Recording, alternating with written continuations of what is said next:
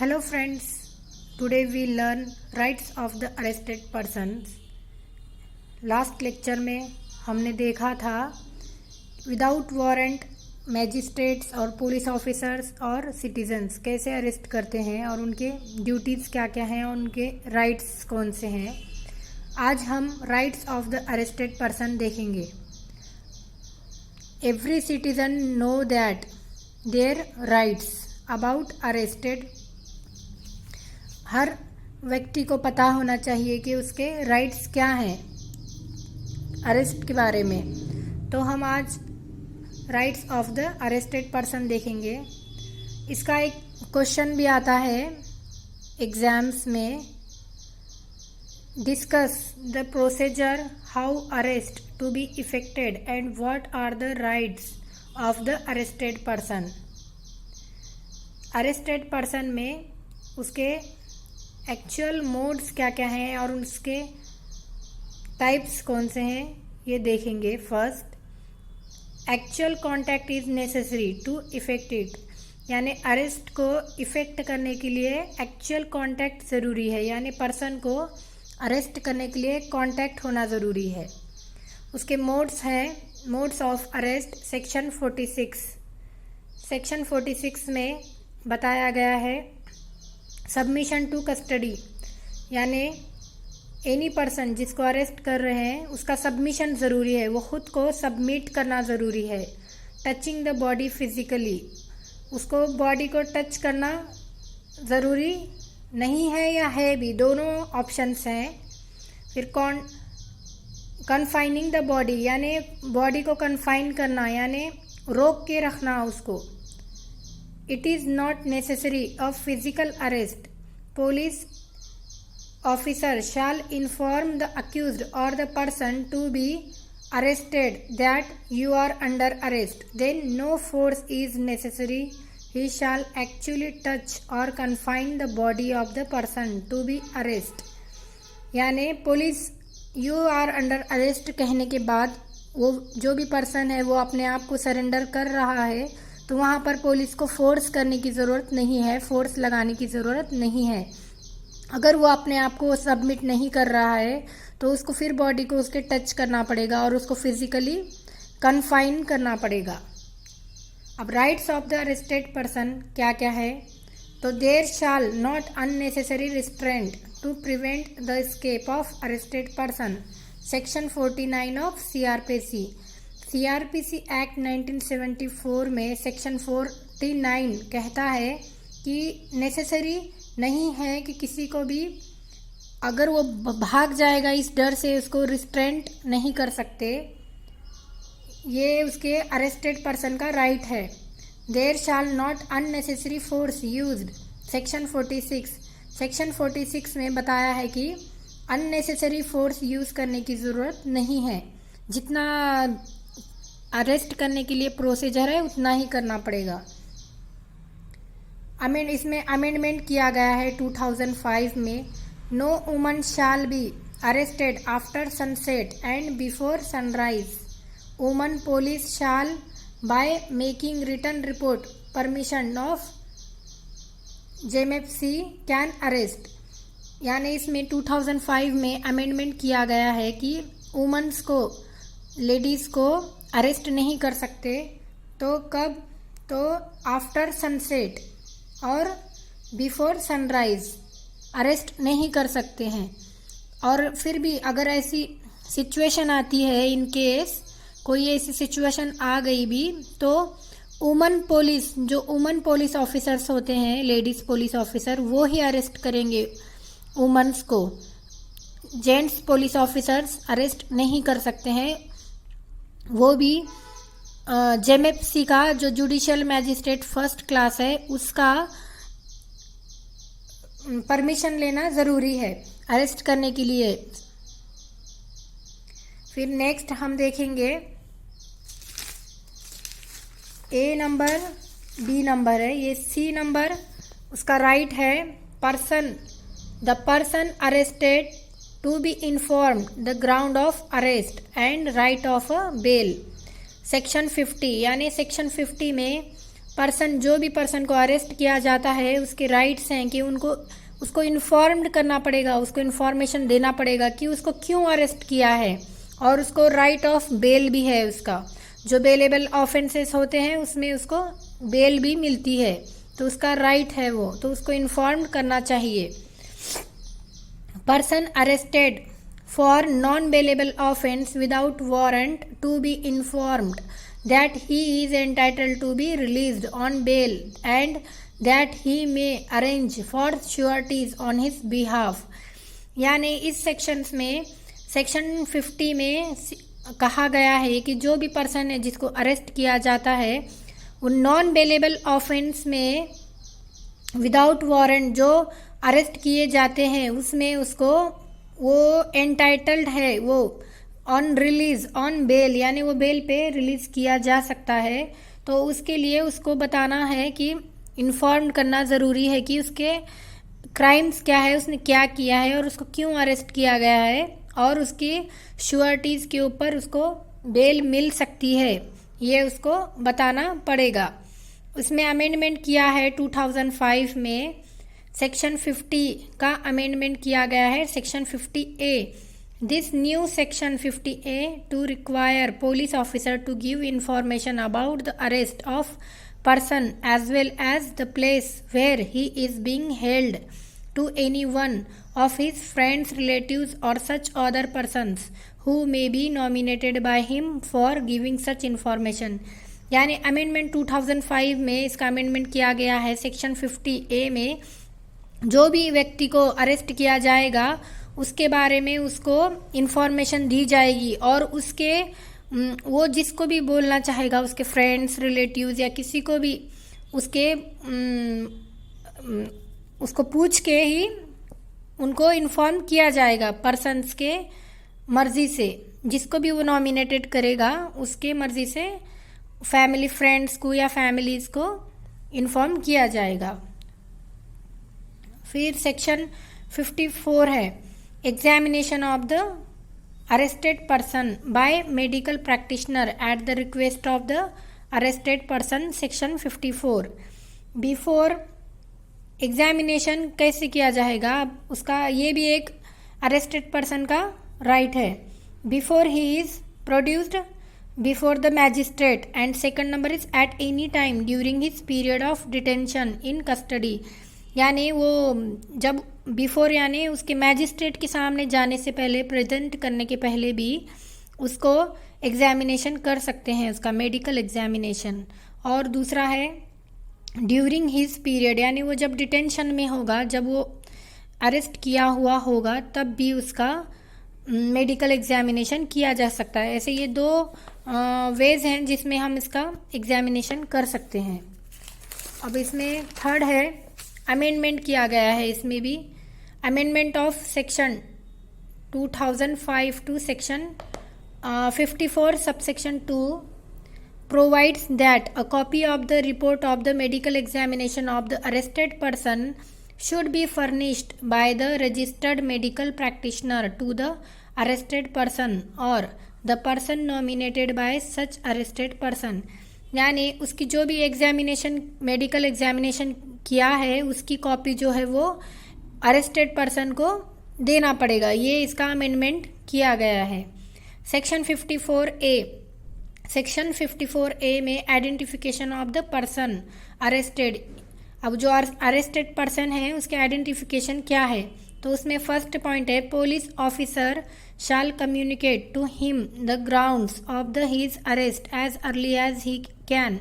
यानी अब उसको आइडेंटिफिकेशन कैसे करना है, तो पुलिस ऑफिसर कम्युनिकेट करना पड़ेगा उसको, जो भी ग्राउंड्स हैं, जिस ग्राउंड्स के ऊपर उसने अरेस्ट किया है उसको, उस ग्राउंड्स के बारे में उसको बताना पड़ेगा।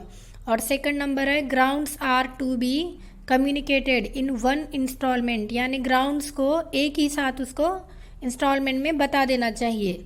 और थर्ड नंबर है communicated in the language which arrested person knows, यानी वो अरेस्टेड पर्सन की कोई भी लैंग्वेज होगी, उसको जो लैंग्वेज आती होगी उसी लैंग्वेज में उसको कम्युनिकेट करना पड़ेगा, उसके जो भी क्राइम है, उसके जो भी ग्राउंड्स हैं वो बताना पड़ेगा। और 4 नंबर है 4 number, the arrested person has right to appoint advocate of his choice. Section 54A identification of the person arrested, ये हम देख रहे थे। तो उसमें police officer shall communicate to him the grounds of the he is arrested early as he can, तो उसको communicate करना है, जल्दी इसके ग्राउंड्स बताना है। सेकंड नंबर है grounds are to be communicated in one instalment, one instalment में उसको ग्राउंड्स बताने हैं उसके।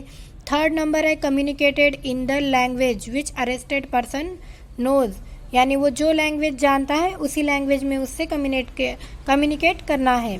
4 नंबर है the arrested person has right to appoint advocate of his choice, arrested person को राइट है वो उसके चॉइस से कोई भी एडवोकेट अपॉइंट कर सकता है। और 5 number if the offence is bailable the arrest person is entitled to be released on bail after providing proper sureties और सिक्योरिटीज़, यानी उसको बेलेबल ऑफेंस में उसको राइट है वो बेल पर रिलीज हो सकता है और उसके लिए उसको श्योरिटीज़ देना पड़ेगा और सिक्योरिटीज़ देना पड़ेगा वहाँ पर, यानी सिक्योरिटीज़ बॉन्ड्स होते हैं वो देना पड़ेगा उसको। फिर उसके बाद है 6 number person arrested not to be detained for more than 24 hours, section 57, यानी जिसको भी अरेस्ट किया गया है वो कस्टडी में, पुलिस कस्टडी में 24 आवर्स से ज़्यादा नहीं रख सकते उसको। उसके बाद मैजिस्ट्रेट के पास फॉरवर्ड करना पड़ेगा या फिर उसकी जो भी प्रोसेस है नेक्स्ट वो करनी पड़ेगी, लेकिन पुलिस कस्टडी में 24 आवर से ज़्यादा किसी को भी नहीं रख सकते, किसी भी अरेस्टेड पर्सन को नहीं रख सकते।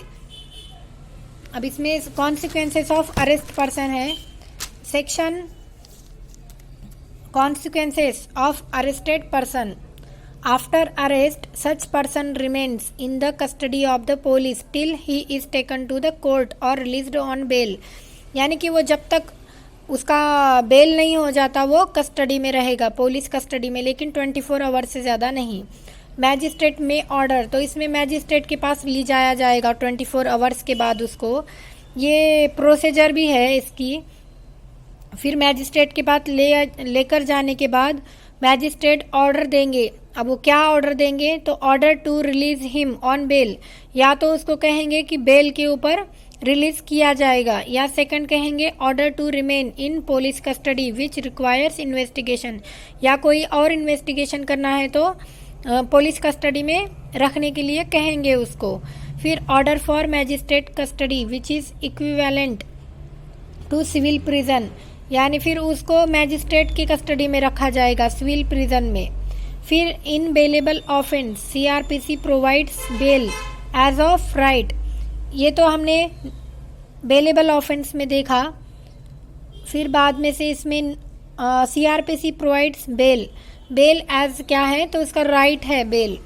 फिर इन नॉन बेलेबल ऑफेंस में देखेंगे तो नॉन बेलेबल ऑफेंस में police officer has no right to release such arrested person on bail, police officer को कोई भी राइट नहीं है नॉन बेलेबल ऑफेंस में कि उसको बेल पर रिलीज किया जाए। Such arrested person is to be taken to the magistrate by police officer for further necessary orders, यानी उस अरेस्टेड पर्सन को मैजिस्ट्रेट के पास लेकर जाना पड़ेगा पुलिस ऑफिसर को, जो नेसेसरी ऑर्डर्स हैं वो लेने के लिए।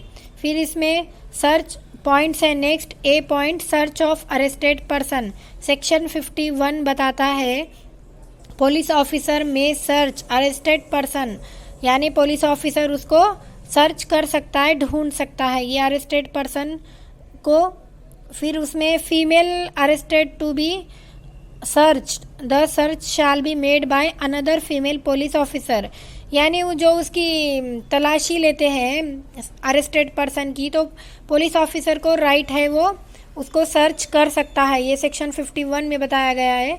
और लेकिन जो वुमन्स अरेस्टेड होते हैं उनको वुमन ऑफिसर ही सर्च कर सकते हैं, उनको जेंट्स पुलिस ऑफिसर सर्च नहीं कर सकते हैं, ये सेक्शन 51 में इनको राइट्स दिए गए हैं। तो इसमें बी नंबर बताता है power to seize offensive weapons, section 52, section 52 में ये बताता है कि इनके जो अरेस्टेड पर्सन होता है उसके पास अगर कोई भी वेपन्स मिलते हैं, सर्च करने के बाद वेपन्स मिलते हैं तो उसको सीज किया जाएगा, ऑफेंसिव वेपन्स को, यानी सीज करके रखा जाएगा, यानी उसको अपने पास रखेंगे पुलिस ऑफिसर्स।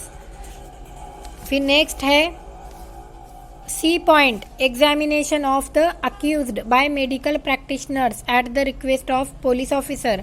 जब उसको कस्टडी में रखा जाएगा तो उसके बाद सेक्शन 53 में बताता है कि उसका एग्जामिनेशन किया जाएगा by request of police officer.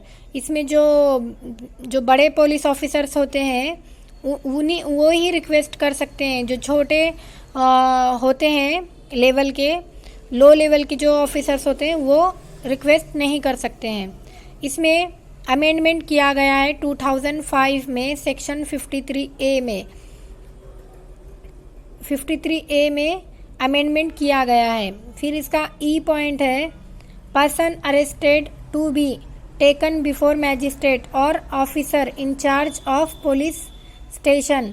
Section 56, जो पर्सन अरेस्टेड है उसको मैजिस्ट्रेट के पास लेकर जाएंगे इन चार्ज ऑफ पुलिस स्टेशन, यानी जो ऑफिसर्स हैं इंचार्ज है जो वही उसको लेकर जाएगा। फिर एफ नंबर है, point number F, person arrested not to be detained more than 24 hours. Section 57, जो पर्सन को अरेस्ट किया गया है उसको मोर देन 24 आवर्स से ज़्यादा नहीं रख सकते हैं डिटेंड करके, यानी अरेस्ट करके। फिर सेक्शन 58 है पुलिस टू रिपोर्ट एप्रीहेंशन, यानी पुलिस रिपोर्ट देना पड़ेगा। तो officer in charge of the police station shall report to the district magistrate.